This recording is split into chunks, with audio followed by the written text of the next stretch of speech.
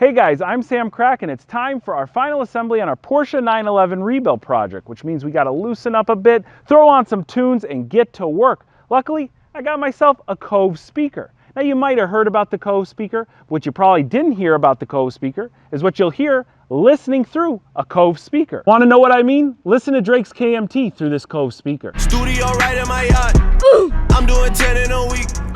Now, I've probably heard that song hundreds of times, but the first time I noticed that the Roblox noise was in between Drake's pauses was when I heard it on the Cove speaker. Someone steal your stereo like they did mine? No worries. Cove speaker's unique design fits in your standard cup holder. I'm just learning that my 911 doesn't have a single cup holder. Ah, so that's what those rear seats were meant for. If you click my link in the description box below, you'll be treated to 65% off your very own Cove speaker. Kidding aside, I've been using this daily now while working on the 911, and it works excellent. It gets very loud, and I can walk from the back to the front of the barn without losing connection, keeping my phone in my pocket. I can also make and take phone calls on it because it's got a built-in speakerphone feature.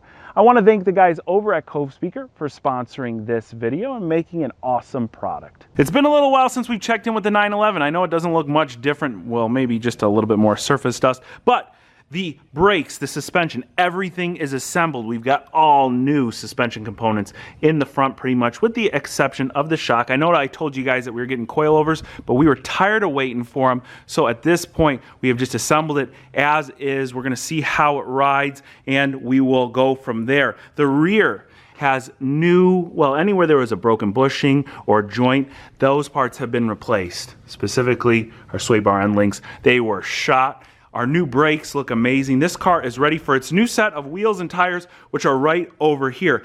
These are a new used set of 911 takeoff wheels from a more modern 911. I want to say like one of the latest generations, and I got an amazing deal. 4 wheels, 4 tires, $9.99. Sounds like a sales pitch, but it's not. I love takeoff wheels and tires because you can pick them up for a good deal, and OEM quality wheels are usually really good. So let's throw those wheels on the 911 and let's get it on the ground for the first time in forever. We'll drive it out of here, we'll clean it up, and we're gonna get ready to pretty much do its final assembly.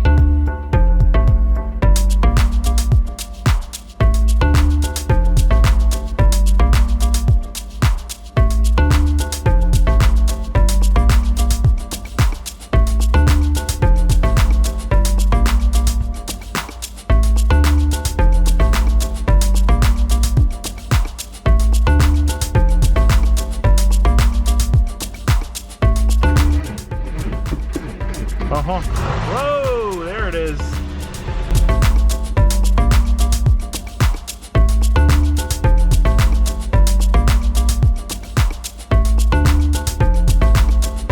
Right here is the bumper bracket. It holds the bumper on the left side of the Porsche. Now before we reassemble it, looks pretty good, but anytime you see some pink marker or any sort of marker on a part, typically means the body shop that did the appraisal on this car said this piece is bad. And the reason why it's bad is right there where they drew the arrow. You can see it's got this little crack. Now we could probably go and just install this as is. It's not really affecting anything, but I'm just going to go ahead and use everybody's favorite epoxy and glue this back together. This part at a dealership could cost anywhere between $50 and $150 if I have another bumper bracket right here for the RS7. I think this was a spare. But anyway, these parts aren't cheap on these cars, and there's no reason you shouldn't repair something as small as this. I know that repair seems like a novel idea. Why wouldn't the body shop just go and repair something like that? That's because the insurance company guarantees its customers a car that is back in pre-collision condition. They usually replace a lot of this stuff. We also have a broken plastic piece over here, but again, that's not really affecting anything once the headlight is in. A lot of little broken up parts can assist in totaling a car and end up giving us an amazing deal like the 911. Now we're going to go and assemble the front end, but really quick, a lot of people asked why the front end to the Corvette was off. Just one of those little annoying things. I ran over something in the road. It hit the bottom of the oil cooler, causing it to leak. Had to replace the entire oil cooler. Very easy to replace the oil cooler, but you got to take off everything in front. So it slowed me down a little bit, but at least it's done. It's not leaking anymore.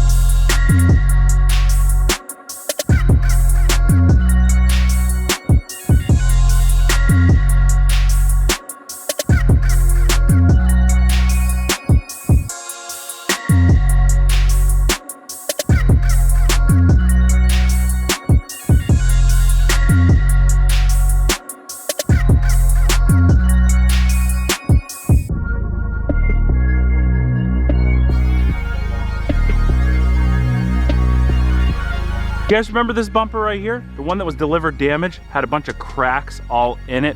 Original color was red. There were holes where the license plate goes right up front there.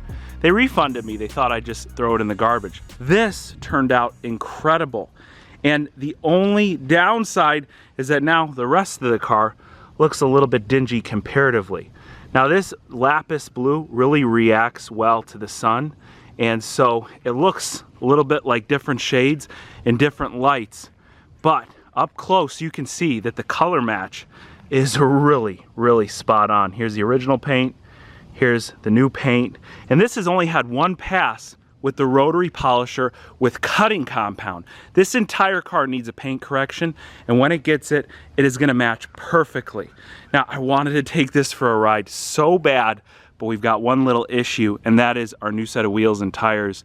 This tire is a 235/40/19, and it rubs just a little bit. I went online, and everybody running 19-inch wheels on a 996 911 like this runs a 235/35/19. So I went ahead, ordered a couple of those. They'll cost me an additional couple $100. Still makes the wheels and tires really inexpensive for what they are. But for right now, let's take one more look at this car because it is looking really good. And then we'll attach our rear bumper.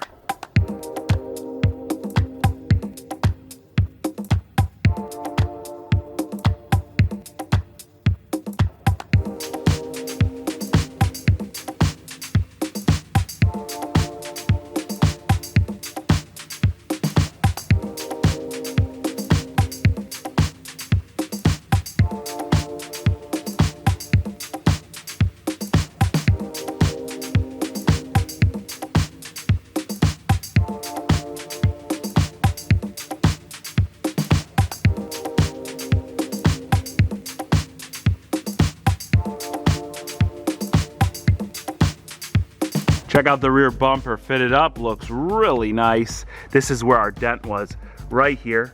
Obviously no sign of that anymore. Oh, and then there's two bumpers, which came with this car. I think that's a feature.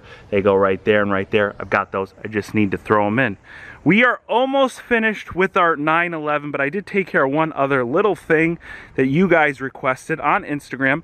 I posted a picture of the front end of the car when I put the bumper on it. By the way, if you're not already following me on Instagram, just go right here or click the link in the description box below because you'll see a lot of the build content before it goes live here on YouTube. And all I did was use the pad with some polishing compound. Didn't break out any sandpaper or anything. They do look slightly more clear, but I just need some more appropriate compounds and polishes because what I'm using here is just step one of like 2 or 3 steps. The only really challenging work we have left on this car is blending the bottom of this panel into the rest of the car. And that's because I'm still kind of a novice at painting, but I'm a bit more confident using the paint system, and I have no problem actually painting the side here. It's a matter of blending it in. So we're gonna have to blend it somewhere down here on the rocker. We're not gonna touch the door, that's gonna be all sealed off.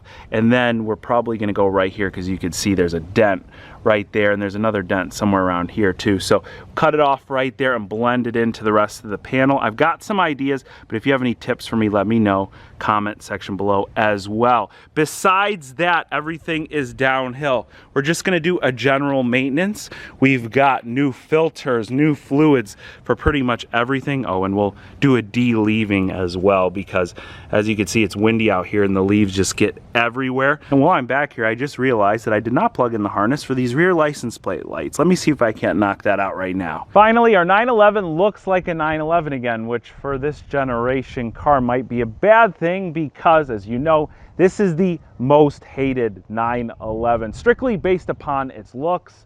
But as far as I understand, it's still a 911 at heart when you drive it. Something I've yet to do, except for in and out of the barn. I've never driven any 911 that I can recall, although I've driven a few Porsches and they're always amazing cars. And to know that this 911 will cost us well under $9,000, I'm guessing somewhere between $7,000 and $8,000. I haven't done the full calculation yet. I will be doing that once it is 100% finished.